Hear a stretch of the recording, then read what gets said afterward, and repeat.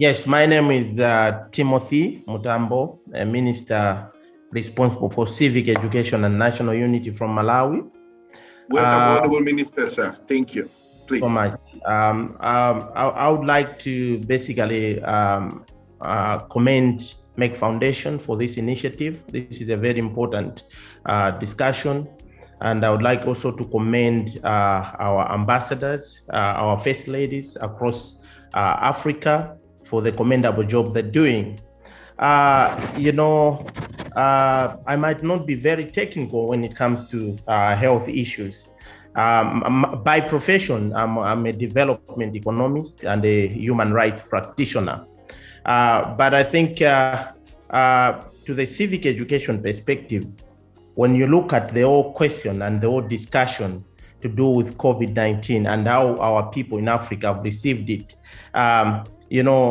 the reaction and the whole fact we are talking about to say we need to get to about 80% of our populations being vaccinated, it's going to be an uphill mountain, especially that we still have a lot of uncertainties when it comes to COVID-19 information. And the uncertainties are basically also coming from up there, from the scientists, globally recognized scientists. Like today, they'll give you this information, tomorrow you'll receive another information.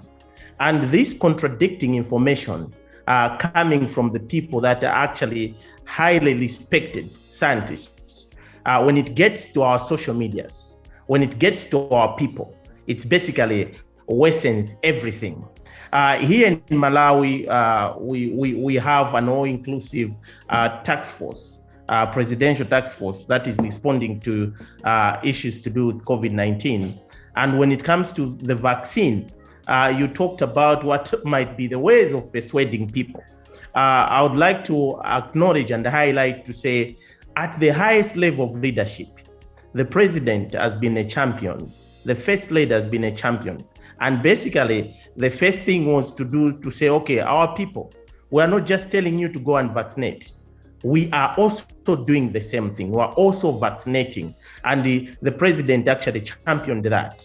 But I think the constant information that is coming, there have been a lot of information, for instance, things to do with the vaccine is going to affect the fertility of people. The vaccine is going to, reduce your life expectancy.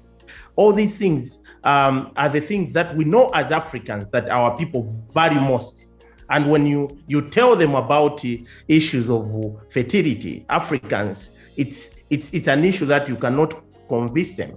So we have been really working so hard, but the constant inflow of contradicting information affects the whole work in many countries in Africa. And one of the examples I was talking about is the issue of expiry date. The vaccines that countries received, for instance, even Malawi, some of the vaccine had expired, but you receive another information up there to say, no, even if this vaccine has expired, you can continue using it. And you find that people, they are saying, no, then this is scary. We are going to be vaccinated with an expired vaccine.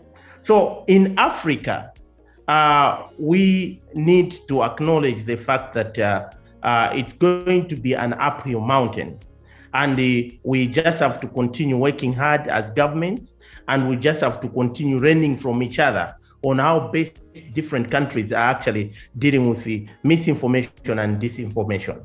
But one of the most important things I wanted to contribute also is, and it links to the previous discussion that we had, is that we need to ask ourselves the questions to say, what kind of citizens probably are we raising?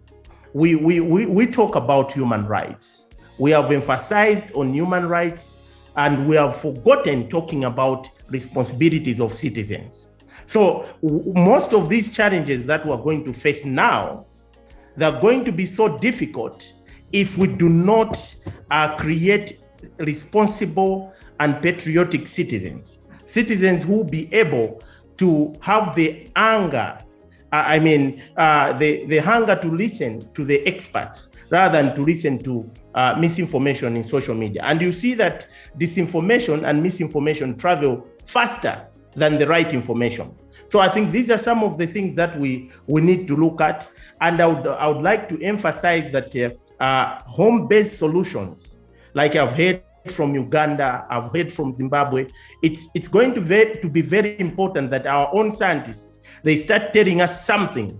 And when Africans are also hearing that from their own, it's very easier for them to be convinced or persuaded about even taking the vaccine. Right here in Malawi, the president put up scientists and doctors who are experts, who are constantly monitoring everything about COVID-19 and the vaccine, and they're constantly updating the citizens so that our information, the information that we're giving to our people, is evidence-based.